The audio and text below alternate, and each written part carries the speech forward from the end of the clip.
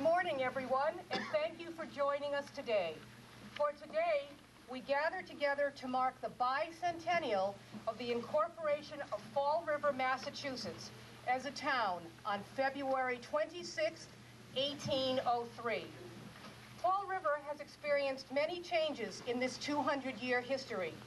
Strikingly situated on a hillside on the eastern slope of Mount Hope Bay, the territory was once part of Plymouth Colony and was the domain of the Pocasets, a sub-tribe of the Wampanoags. It was from these Native Americans that 26 residents of Plymouth, only 26, bought what was called the Freeman's Purchase, which included all the land that would one day become our city. On 3 occasions, its name was changed.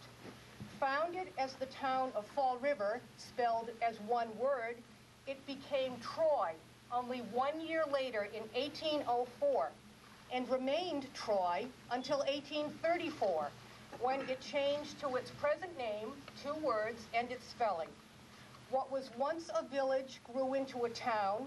That town grew into a city, which was incorporated in 1854. During the Industrial Revolution, it became the world's largest producer of cotton cloth and home to countless number of immigrants who flocked to Fall River to pursue their American dream. The passing years continued to bring many changes to Fall River, but through them all, the good times and the bad, the spirit of the people of Fall River has persevered, and the city survived and prospered. Now, come back with me, because I am the president of the Historical Society, so I can talk about things like this. Come back and think about a time when there weren't any automobiles on Main Street, when there weren't any cell phones, there was no internet. There were horses and carriages, and that was the fastest way to get anywhere.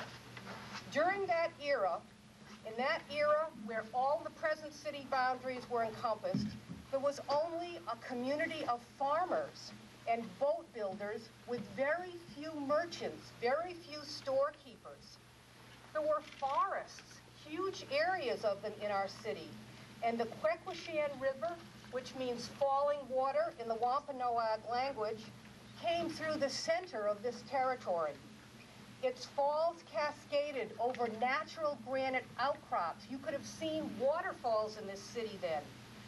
The river, which was once the lifeblood of our city because of the great water power it provided, still flows beneath the city where we gather today. Unfortunately, it's underground and obscured in a vast pipe, and someday perhaps we can change that. Only a few decades after the American Revolution, in which a great many local inhabitants risked everything to take part, the dream of independence once again occupied their thoughts. But instead of independence from the British, they wanted to break away from Freetown and form an independent town of their own. That dream came to fruition 200 years ago this day, the 26th day of February, 1803. The mayor of our city will now read that original charter for us. Thank you, and today I get to play the role of the governor of the Commonwealth from 1803. Too bad I can't play that role 200 years after. But it's a great pleasure for me, as the governor of the Commonwealth of Massachusetts, to issue this charter to the citizens of the new community of Fall River in the presence of all those here assembled. And at this particular spot, behind the desk of Colonel Durfee, a great leader in this village. Here in 1802, Chapter 89 of the Acts of 1802, the January session, Chapter 51, an act to divide the town of Freetown and to incorporate the southerly part thereof into a separate town by the name Fall River. Section 1.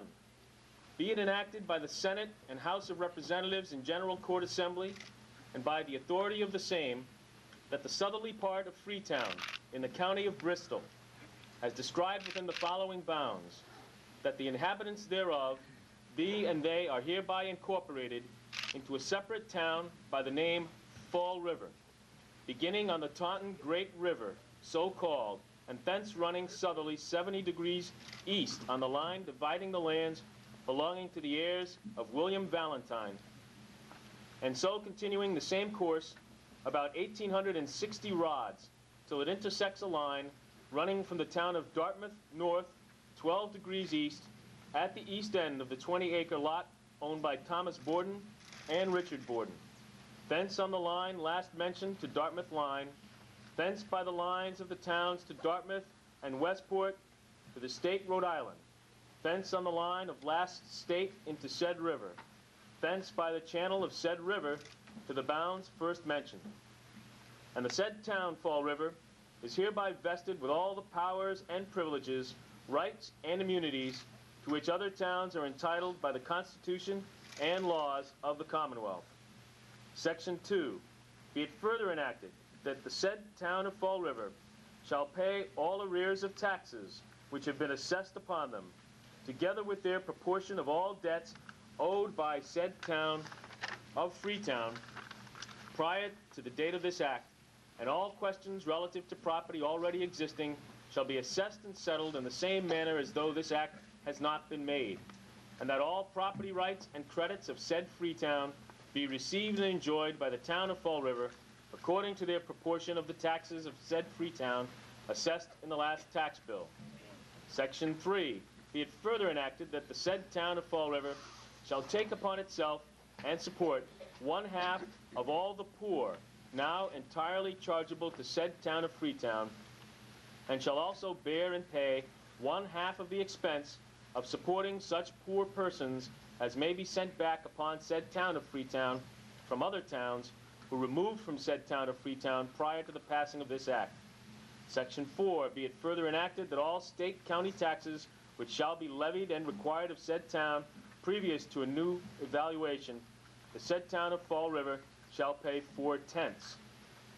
Section 5. Be it further enacted that Charles Durfee, Esquire, be and he hereby is authorized to issue his warrant directed to some suitable inhabitant of the said town of Fall River, requiring him to notify and warrant the inhabitants of the said town, qualified by law to vote in town affairs, to meet at such time and place as shall be expressed in the said warrant, to choose all such officers as other towns within this Commonwealth are required by law to choose in the months of March or April only, and the officers so chosen shall be qualified as other town officers are.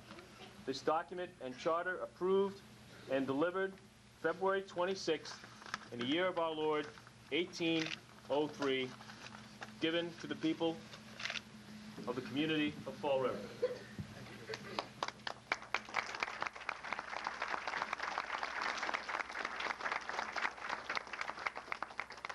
If I might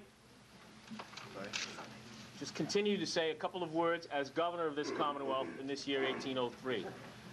Congratulations, played up for all it's worth. Congratulations to the citizens of this new community. You have shown great wisdom, and there is no other great purpose for which a community can come together. It is my understanding that the people of this village have petitioned their state legislature and this governor's administration to separate from the town of Freetown, primarily for the purpose of being active and involved in their community affairs. We recognize that the 8-mile distance between this village where you are located and the seat of government in Freetown presents great hardship for people to participate in town meeting, and it is for that purpose that you have sought to separate from the town of Freetown so that you can be active and involved. Remember throughout the course of your history always to be so active and always to be so involved in caring about your future and your future endeavors. You've also shown great wisdom to locate along this Quikasham River. Let it always be the heartblood of your community. Let it drive your industry, and let it show your commitment to keeping your community together as one. You've also shown great work ethic. Pass that down from one generation to the next. The skills and the trades that you have exhibited here in this community have already come to be known far and wide for their craftsmanship and their quality.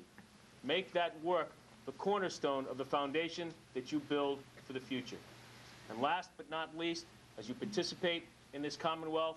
Be open to others who may come to this great country and to this community as they make your community great.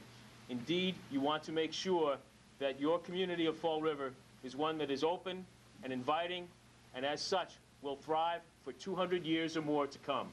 And so God bless and Godspeed on this great occasion.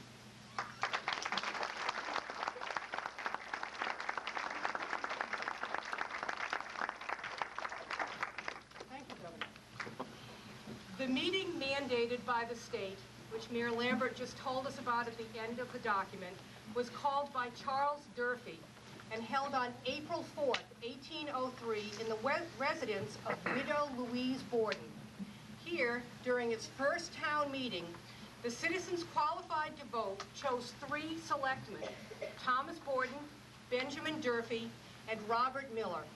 The first to be honored, they have been followed by a great many more elected officials who have worked tirelessly in their desire to serve Fall River and its people.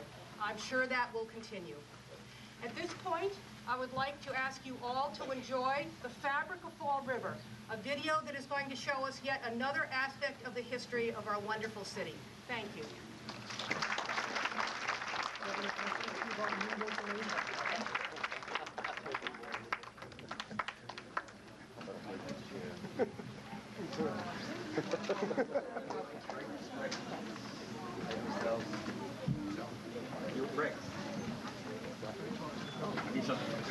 The other place to be inside. There you go. Only a little help.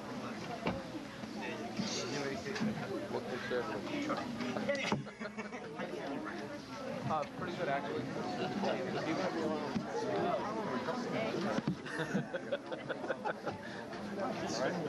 No, I do.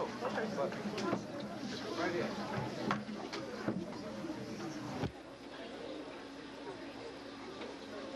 Going under you, all right? What was the lady's name from the struggle or something?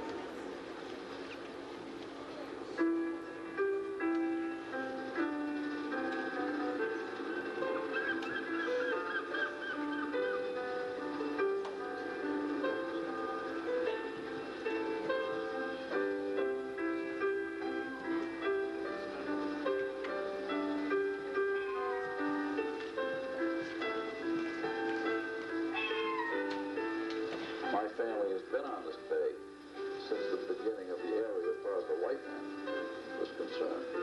I think they were in this area by the late 1630s. Well, my mother came from England. Her name was Entwistle, and she come from Ramsbottom, near Lancashire. Well, I was born in Ireland. I was 21 when I came here. It was a matter of getting a job. My father came from a beautiful little village called Saint-Denis sur Richelieu, which is not far from Montreal. I came to Fall River from Aberdeen, Scotland. I was 2 months and a half old when my father, God bless his soul, came to Florida from St. Michael's, Bayshore. Oh, they thought America, that money was plentiful here. That even pennies, they'd throw them away.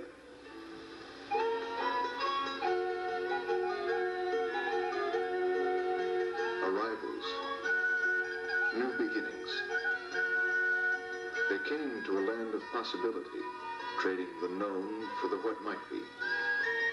Some came with only the promise of a job and a few faded photographs. But they wove their lives together and built a city. The spirit of its people is the fabric of Fall River.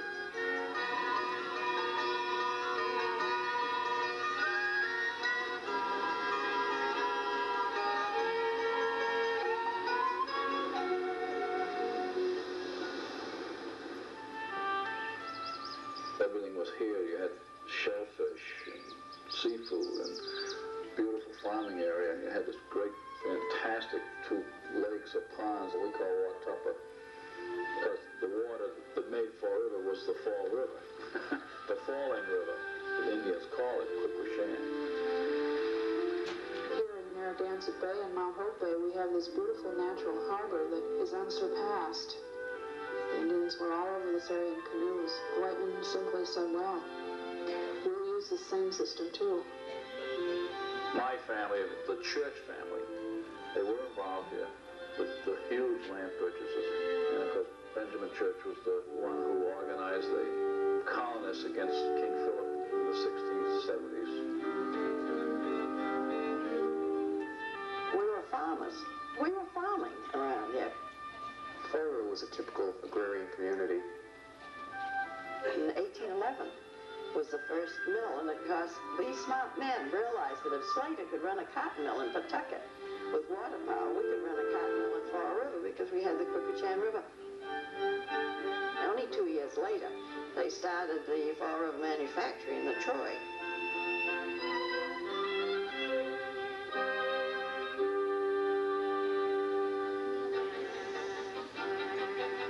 It wasn't, say, a Boston company that decided to go out and organize mills on the river.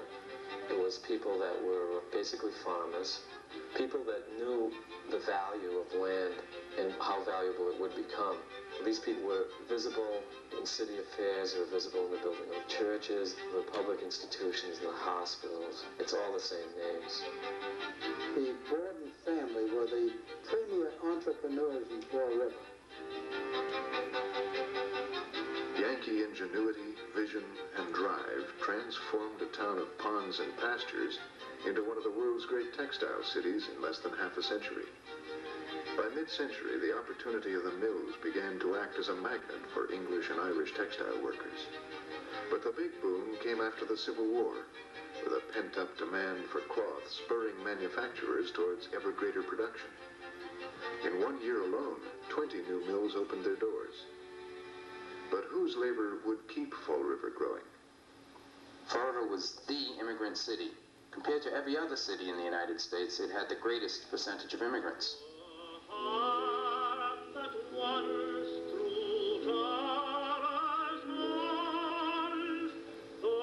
remember my father telling me that there used to be signs up. Help wanted, Irish need not apply. My mother lived in Cocky Row. They called it Cocky Row because a lot of the Irish people who emigrated here came from the County Cork in Ireland. My grandmother was Mary Ann Kelly. If you Kelly Linda's pretty, they call you the lace curtain Irish. And my Aunt Ellen, she was very, very proud, house proud. And she was always fixing their windows. They were Irish 100%.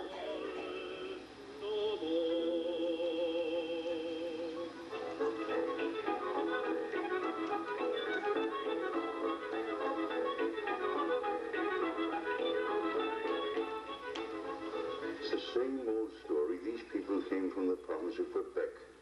Multitudes of them. These young men didn't know what it was to have a dime in their pocket. Some of them had never seen money. I mean that. And they got a job, and they got money. They got money. They can make a life of their own. And many of them have two intentions in mind. I'm going to send some money to home. And when I made enough money, I'll go back. And we settled down below here, they used to call that at one time, Little Canada, Canada. And they were, I'd say, about 95% French.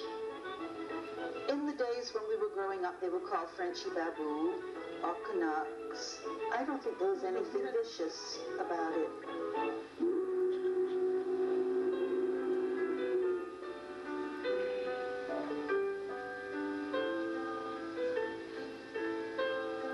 They looked like stuffed sausages. They had 3 coats and 5 skirts. They wore everything into Fall River that they owned. Fall River needed immigrants. In fact, it could not possibly survive without them.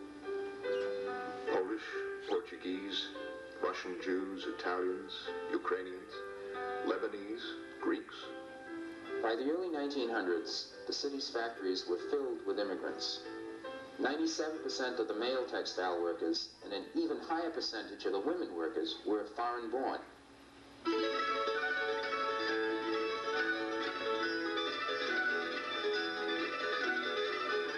The largest group that has made an impact in Florida history in the 20th century are the Portuguese.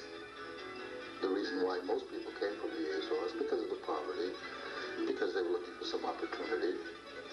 Portuguese are a very industrious type of people, close to the soil. By their hard work, their determination, a very strong family life, they were able to make a name for themselves.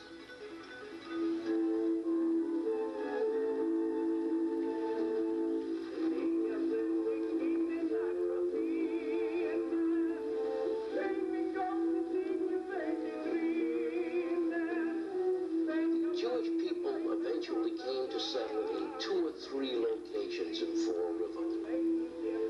One was in the Flint, and the other was in the South End, and each area developed a community of its own, with its own place of prayer and small schools and people in business.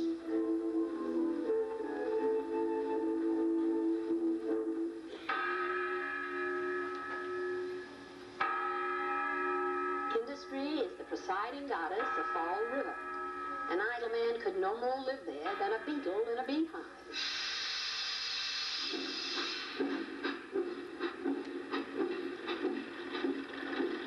15 minutes before the mill would start up, the boiler room would get up steam. And when he would get the momentum up to full speed, then he would put on a red light. When the red light went on, that was a signal for everybody to start their own machine.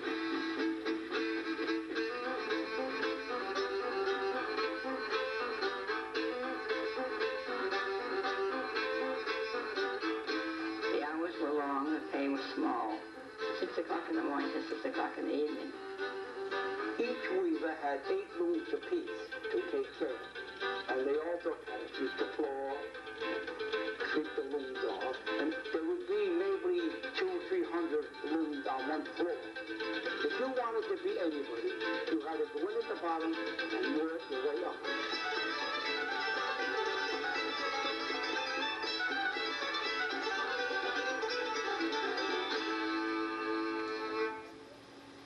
It's important for people to understand that the labor system in Fall River required that children work in the mills. 2 working parents alone couldn't earn an adequate living. Children had to work to help support the family. A puny child operative in Fall River was sent from the mill to wash a mop in a pond, and the mop, on being saturated with water, was too heavy for the child's strength and dragged it into the water, whence the little thing was taken out drowned. At the funeral, her age was registered as 9 years. I went to weaving, and I learned quick. My, but I was proud when I got them first 4 looms. At first, the noise is fierce, and you have to breathe the cotton all the time. But you get used to it. Lots of us is deaf. It's bad one way. When the bobbin slides out and a girl gets hurt, you can't hear her shout.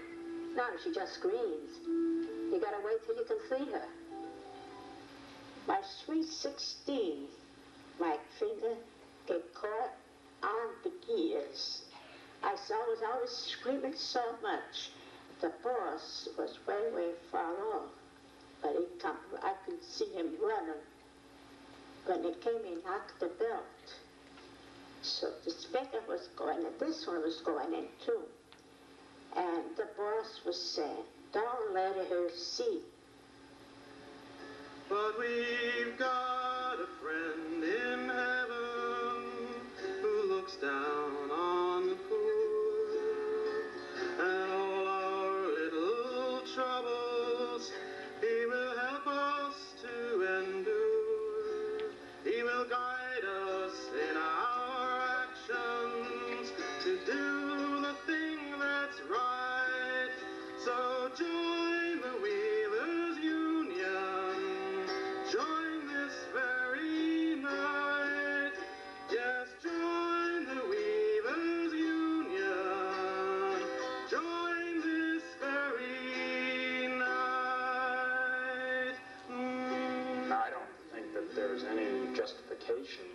some of the conditions that were going on, but the people who came here were probably better off than they had ever been in their lives, and at least had the opportunity at some point to improve themselves where they never had that before. Colonel Durfee's mill was built 100 years ago. Little acorns and big oaks, how small beginnings grow. Merchants, millmen, employees will surely make things bloom while we go marching together. Hurrah, hurrah for Spindle and for Loom. Hurrah, hurrah, your rivals give us room. Merchants, millmen, employees will surely make things bloom while we go marching together. That was the song during the Bicentennial.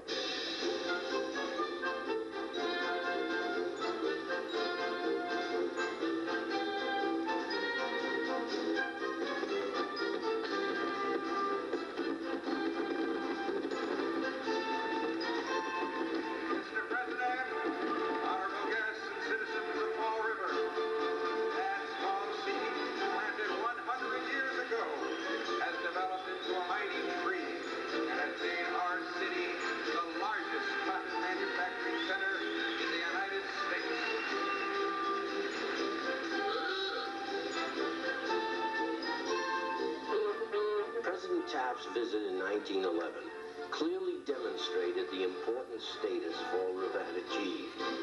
It had become a city of influence and great prosperity.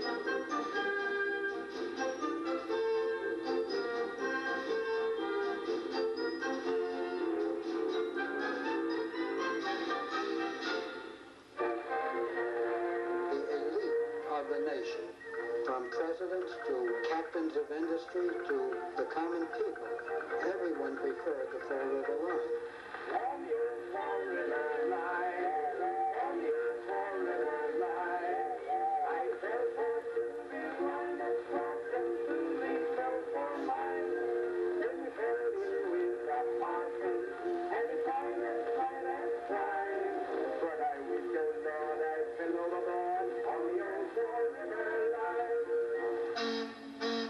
In their day, the Fall River Line steamers were the most wonderful, glamorous, exciting things that people had seen. And the food was absolutely out of this world, and you could get anything you wanted. Everything was velvet, mail carriages, golden velvet, red, green. Oh, that was the thrill. Come on down, watch the New York boat go out. Everything was refined, if you know what I mean. There was no loud talk. And if anybody wanted to get up and dance, they could.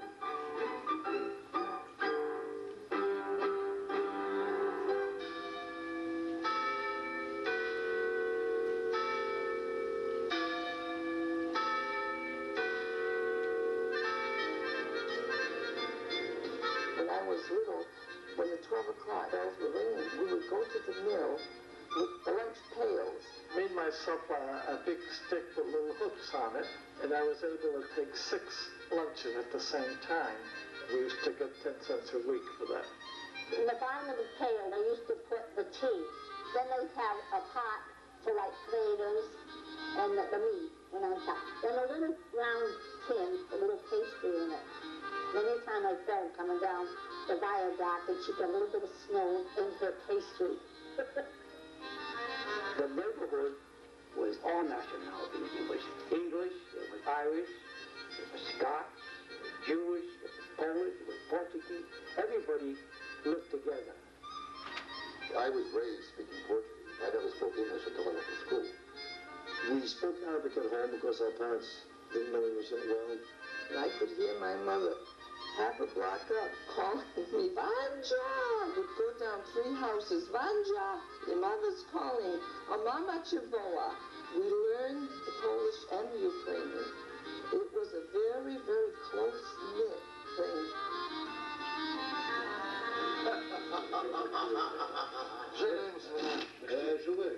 They would sit down and they would talk and they would play cards. My mother would play Sweka.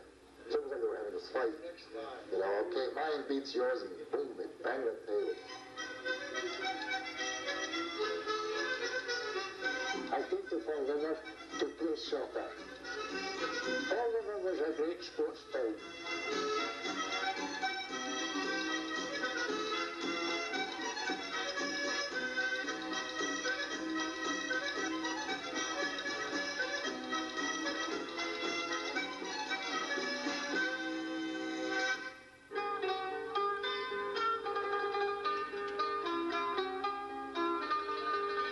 My grandfather was the first of our family to come here. Even though he worked in a factory, whenever I saw him at home, he had a suit coat on, a vest, a white shirt, and a tie. I had a sister who was married, and 3 of her kids were delivered in our house. We'd wake up in the morning and find ourselves sleeping on the floor. That meant my sister was having another baby.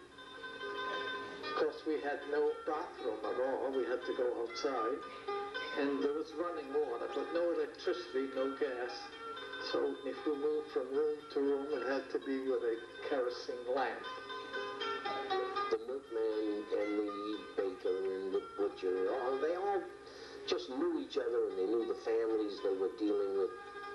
You'd have the same cop for a lifetime, the same postman for a lifetime. In those days, there were stores all over the place. Grocery stores, butchers, fish peddlers. They used to come around with fish in the wagon. You could see in the windows the stacks of olive oil cans, the garlic hanging in the windows, the sausages hanging in the windows.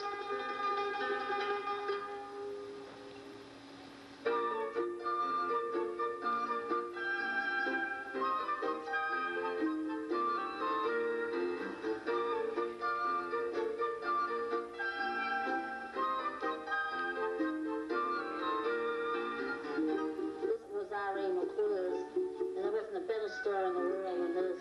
You could go in there and buy from a toothpick up to finishing your home.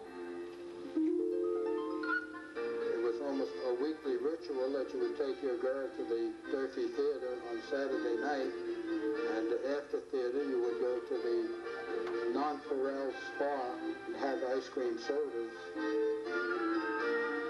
Ice cream was the thing. If your boyfriend took you for ice cream, that was it. One of those big thrills was our concerts in the South Park. We had a beautiful pavilion, and you could go in there and order a strawberry sundae for 10 cents a minute. They'd even put a couple of the pistols on the side. And we'd be sitting there listening to the concert and enjoying that. Those days will never come back.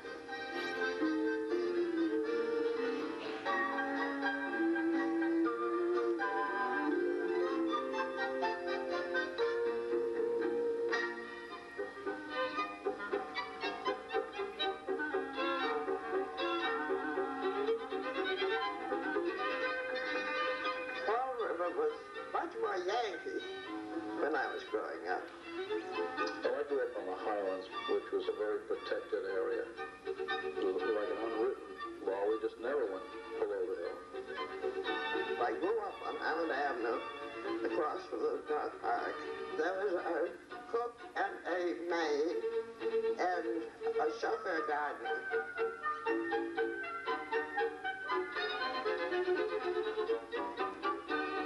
When I was growing up, you had dressmakers that came a certain time. Miss Lake would cut the dresses out and stitch them, fit them. I don't know how much Mother paid. I know that she paid $3 a week for the nurse girl. McFarland's was the bakery in the Highlands. Do you know what cream rolls are? Oh, delicious. And they had them in the bake shop windows. You would be drooling for one. They had them on lovely plates, you know, with a doily on. Oh, there was none of this wrapper fast and here, get going. You know, no.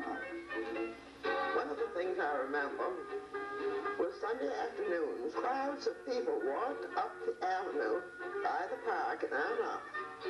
They had horse shows, ice skating.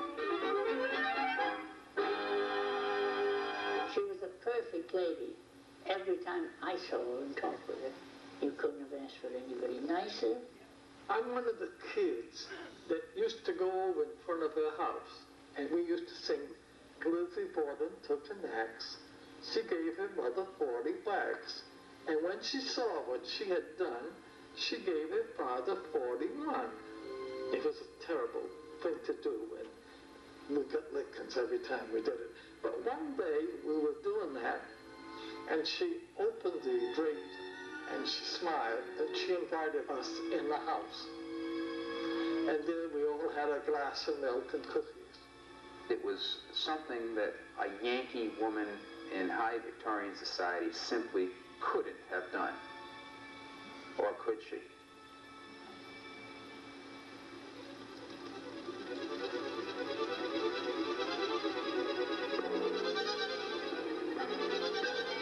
After the 1843 fire, when the whole center of the city was a disaster, the next day in the center of the burned area, they put a big sign, "We'll try."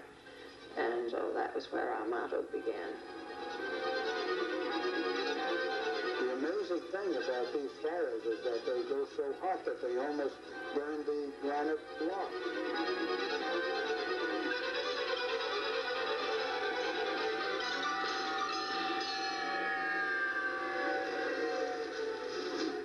Fall River has a tragic history of fire. Fire that destroyed many of its greatest mills, homes, and churches.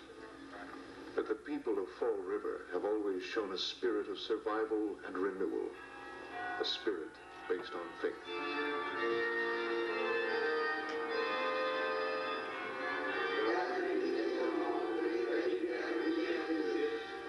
Hail Mary, full of grace, the Lord is with thee. Zdrowaś Maryjo, łaskiś pełna, Pan z Tobą, błogosławionaś Ty między niewiastami. Good people, strong, sturdy, honest.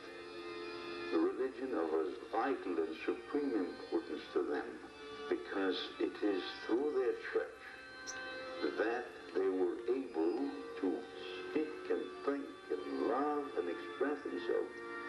Lăsare Marii pentru grație, să gări tăi cu zăpinia tot de fapt, e și ție.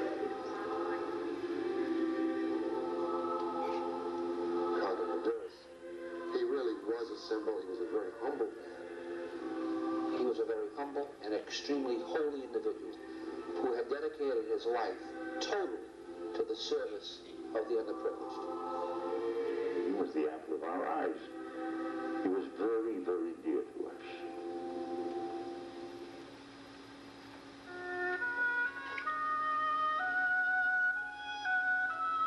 Hargrave's Mill was the first I ever heard of going out. I was engaged at that time, and I was being entertained at supper. I was helping the old aunt, and she said, "Florence, if your future mother-in-law seems to be very cool tonight, don't think it's anything that you've done. She's just learned today that she's lost an awful lot of money in the Hargrave's Mill." I told them, if you don't modernize, you cannot stay in business. It was their own fault, probably, for not diversifying the industry at an earlier period. I didn't know 37 years ago they closed the doors. I moved all around the mills. They were going down and down and down and down, and they were closing them up. So I kept moving. But of course I was going down lower in jobs. When all the rest of the country was in the flush of great prosperity in the post-World War I era, Fall River was already well on its way downhill. And by the time the crash came in October of '29, we were ahead of the parade. We were in very bad circumstances.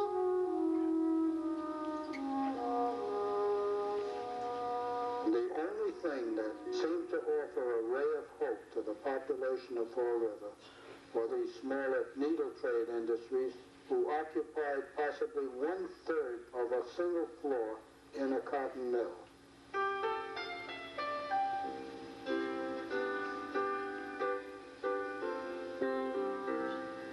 We began to get economic leadership that helped us to understand that if you attracted new industry, you could become healthy again. I think a lot of people began to look at what was the matter and realize that if we came together and worked together and recreated a good image for our city, that we would survive.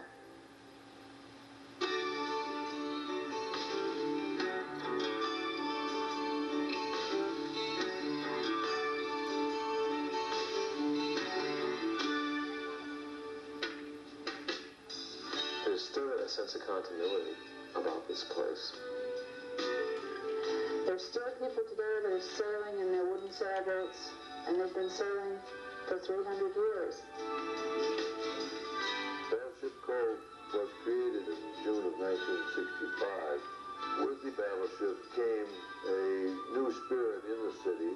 You had the creation of the Marine Museum within 3 years of the arrival of the battleship.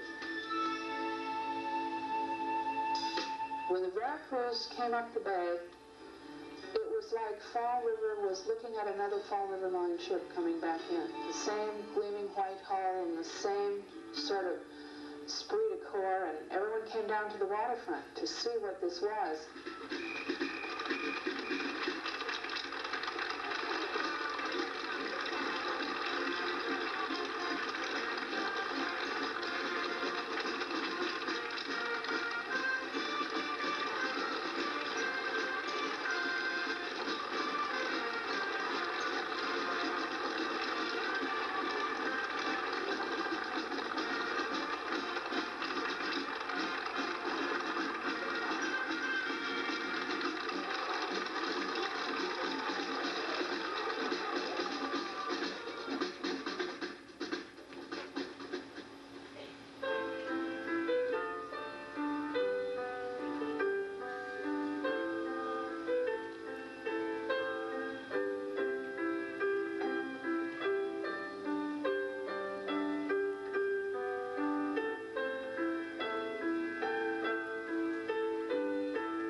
One of my teachers, she used to give us a spelling test every Friday.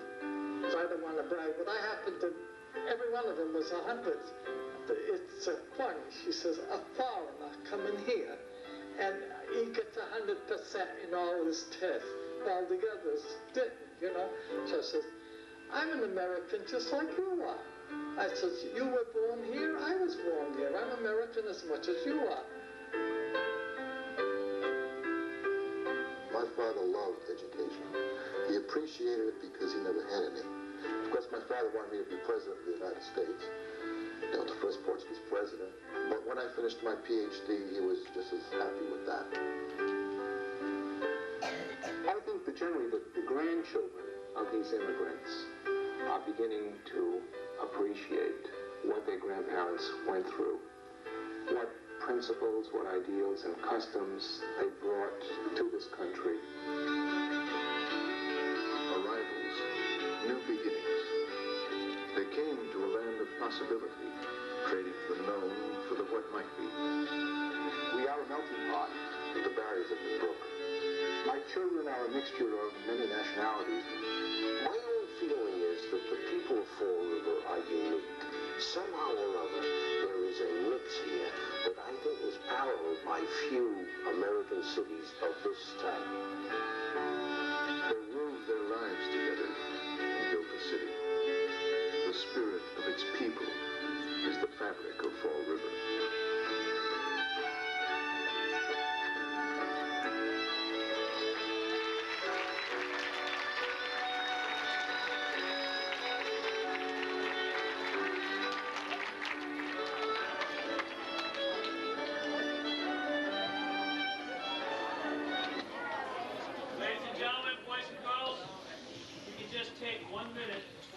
Wait for the lights to come back up a little bit before everyone starts to move, okay?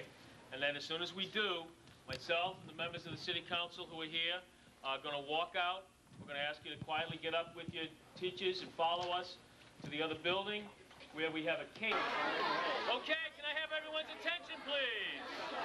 Can I have your attention, please?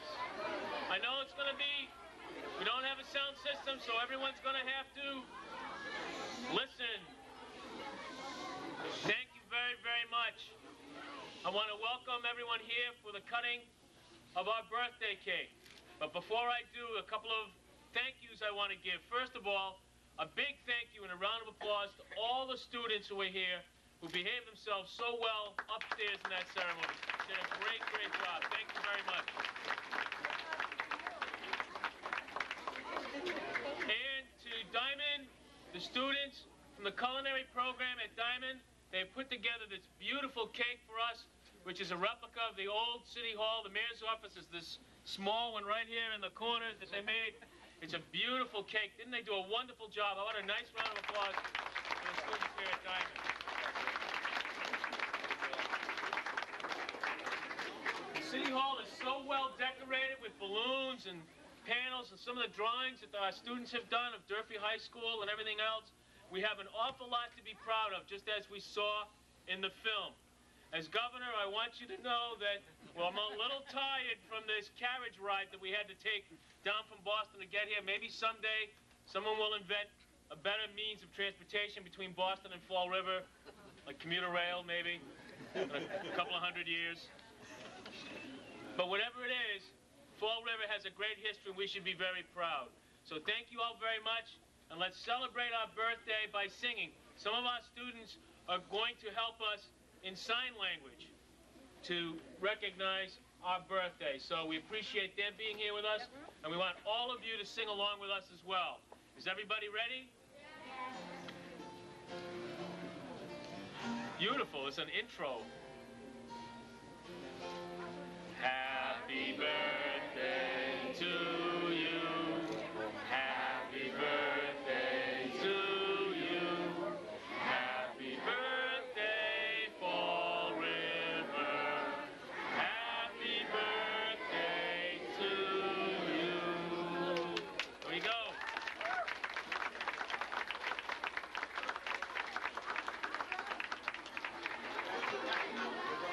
Now, of course, one of the most famous students from Diamond's Culinary School is Emerald Lagasse, right? His favorite word is what? Bam! So as we get started, we're going to cut the cake. I was told to cut it straight. I'm only going to cut it once, and they're going to cut the rest. Are we ready? Here we go. Right through the back of the roof. Bam! Bam! Here we go. Happy birthday, Fall River.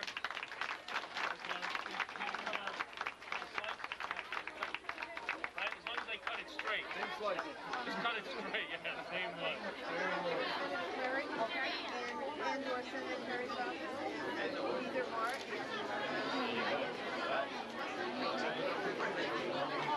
Pretty skinny piece. So he's not to mess up. Yeah, right. That's what you call it.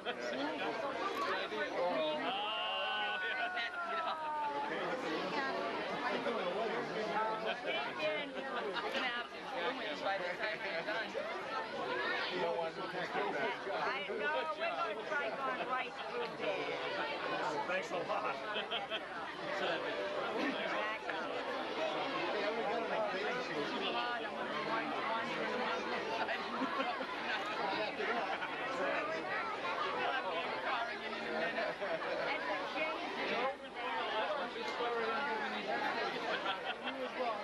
Okay, we're gonna get out of this. Oh, sorry. And there's stories as well.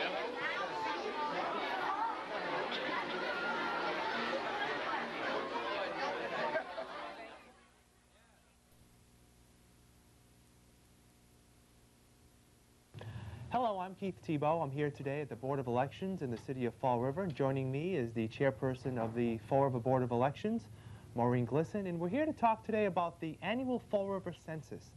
Maureen, tell us a little bit about the census. Why does the city have a census every year? Well, we are mandated by state law to have the census, but this year it's even more important for people in our community to take the time to fill out the census information. The city of Fall River relies on this information to apply for federal and state grants. And recognizing the fiscal crisis that we find ourselves in for this year, it's even more important for people just to take a moment to fill out the census information. Now, what's different about the Fall River Census compared to, there's a big hullabaloo a couple of years ago about the national census. What's different about the two censuses? Well, the federal census is done every 10 years as opposed to the city census, which is done every year. And the federal census is actually more complex than the city census is. The city census is pretty straightforward. The information asked for does come from the state again, but it is a simpler form to fill out than the federal form. How difficult has it been to get the word out about making sure people fill out this form and get it back? Well, I think that in the last few years, a lot of people have moved to Fall River, and that perhaps makes it a little bit different for us to try to reach out to the various communities. This year I've tried to do something a little bit different by doing an information program such as this, and also by networking with some community leaders, and certainly by always making our office at the Board of Elections available to anyone to help them fill out their form. We have blank forms here if someone is new to the city. They're more than welcome to please come by and visit with us and fill out a census form and register to vote. How accurate have the counts been in the past few years? What type of rate of return do you normally get? Well, I think the counts are not as accurate as they could be. Just judging by our figures and the last federal census, which I believe was done in 2000, we are about 10,000 residents off. So obviously there's a problem someplace in getting the information back here as it should be. We hope that we'll be able to correct that by taking a few additional steps this year to really make people aware of the census and the importance of filling out that form for us.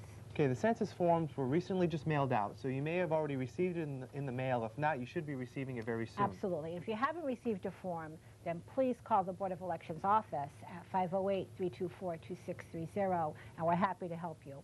And we've got a shot of the form on the screen right now, and it's pretty straightforward. And for most people, if they've received this form in the past, and correct me if I'm wrong, and have returned it, a lot of the information should already be filled in. Is that correct? That's correct. When you receive this form, it should be individualized. You can simply check for accuracy, sign the form, and either mail it back to us or drop off the census form at one of our drop-off sites, which are located across the city. And you allow people to make changes where needed, say if they change their job in the past year. Absolutely. You can make the change right on the form. Also, if you live in an apartment house and you receive a form for the previous tenant, you can simply put a line through their name and write in your own.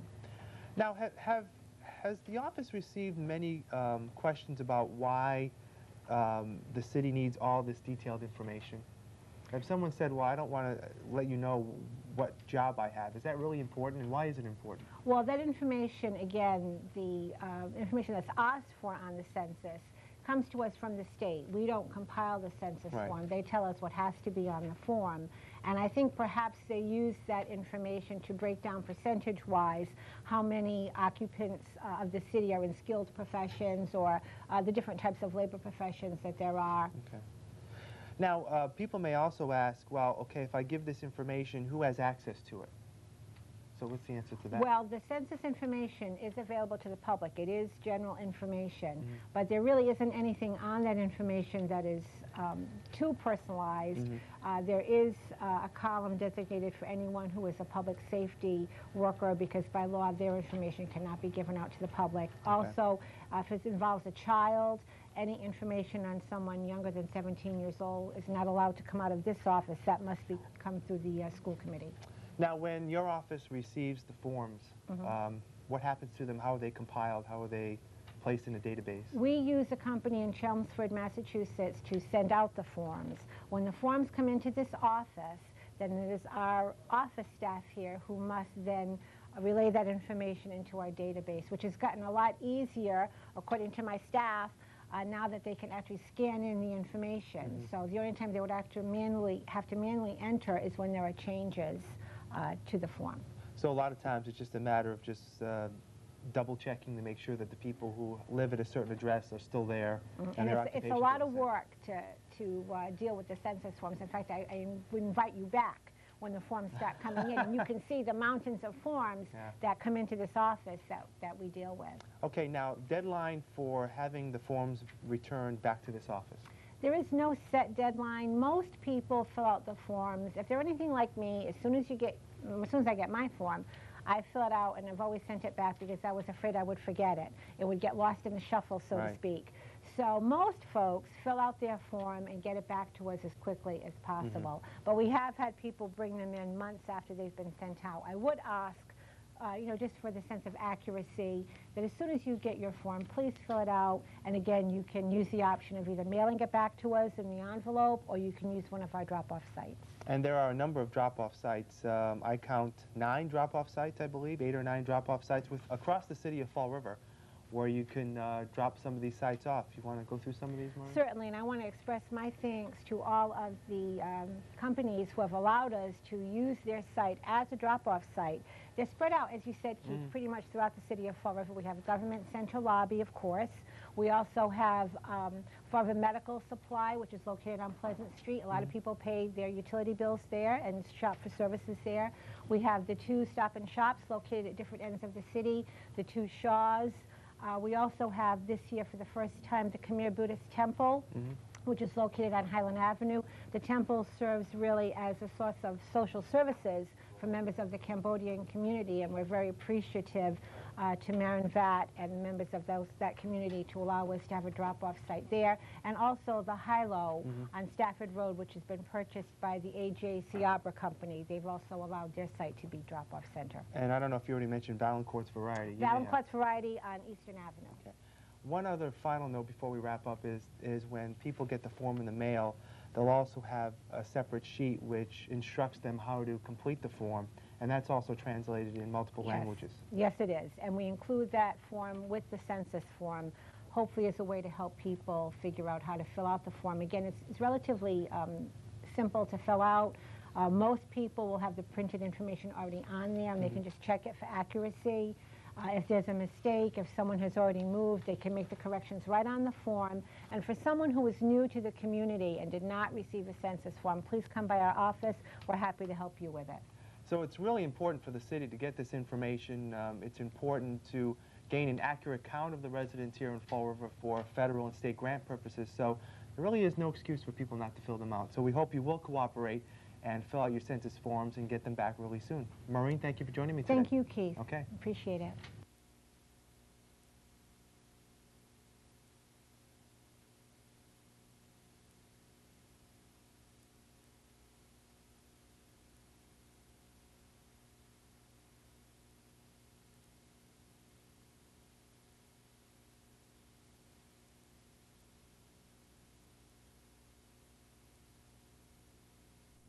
This is the hand that sows the seed, that grows the forest, that drinks from the stream, that hugs the mountain, that gives shape to the wind, that carries the kite, that is flown by the child, that is loved by the woman, that toils at the job, that gives to Earthshare, that supports the hand, that sows the seed. All life is woven together.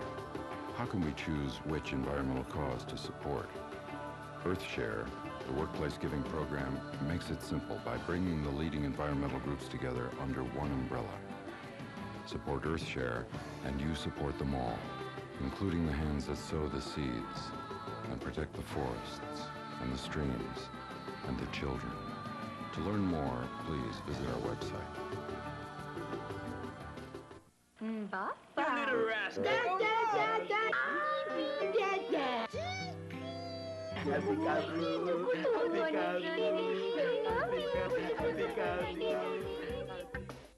Scientists have proven that his brain will develop better when you read, sing, and talk to him in full sentences from the day he is born. What do you want, honey? Let him bring out the baby in you, but you need to bring out his mind. An early start. Now that's smart. By keeping my car regularly tuned, I save money on gas and repairs. That also means cleaner air. You know, feels good to help save the cash, planet. The environment. Get green. For more tips, go to getgreen.com.